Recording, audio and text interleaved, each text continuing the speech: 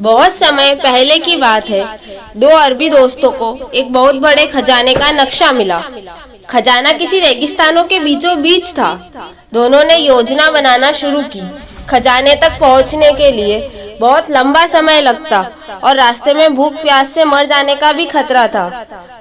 बहुत विचार करने पर दोनों ने तय किया कि इस योजना में एक और समझदार दोस्त को शामिल किया जाए, ताकि वे एक और अपने ऊँट अपने साथ ले जा सके, जिस पर खाने पीने का ढेर सारा सामान भी आ जाए और खजाना अधिक होने पर वे उसे ऊँट पर ढो भी सके। पर सवाल ये उठा कि चुनाव किसका किया जाए। बहुत सोचने के बाद गुरु और बबलू को चुना गया। दोनों हर तरह से बिल्कुल एक तरह के थे और कहना मुश्किल था कि दोनों में अधिक बुद्धिमान कौन है। इसलिए प्रतियोगिता के जरिए सही व्यक्ति का चुनाव करने का फैसला किया गया। दोनों दोस्तों ने उन्हें एक निश्चित स्थान पर बुलाया और बोले, आप लोगों को अपने अपने ऊँट पर सवार होकर सामने दिख रहे रास्ते पर आगे बढ़ना है। कुछ दूर जाने के बाद ये रास्ता दो अलग अलग रास्तों में बढ़ जाएगा, एक सही और एक गलत। जो इंसान सही रास्ते पर जाएगा वही हमारा तीसरा साथी बनेगा और खजाने का 1/3 हिस्सा उसका होगा।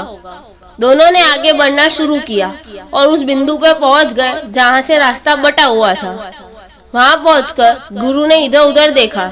उसे दोनों रास्तों में कोई अंतर नहीं समझ आया और वह जल्दी से बाएं तरफ बढ़ गया, जबकि बबलू बहुत देर तक उन रास्तों की ओर देखता रहा और उन पर आगे बढ़ने के नतीजे के बारे में सोचता रहा। करीब 1 घंटे बाद बाईं ओर के रास्ते पर धूल उड़ती दिखाई दी। गुरु बड़ी तेजी से उस रास्ते पर वापस आ रहा था। उसे देखते ही बबलू मुस्कुराया और बोला, गलत रास्ता? हाँ शायद, गुरु ने जवाब दिया। दोनों दोस्त छुपकर यह सब देख रहे थे और वे तुरंत उनके सामने आए और बोले, बधाई हो। शुक्रिया, बबलू ने फौरन जवाब दिया। तुम्हें नहीं, हमने गुरु को चुना है, दोनों दोस्त एक साथ बोले।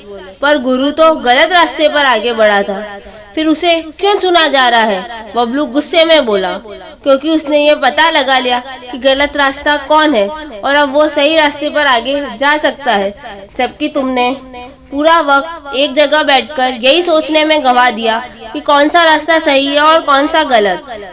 समझदारी किसी चीज के बारे में जरूरत से ज्यादा सोचने में नहीं, बल्कि एक समय के बाद उस पर काम करने और तजुर्बे से सीख लेने में है।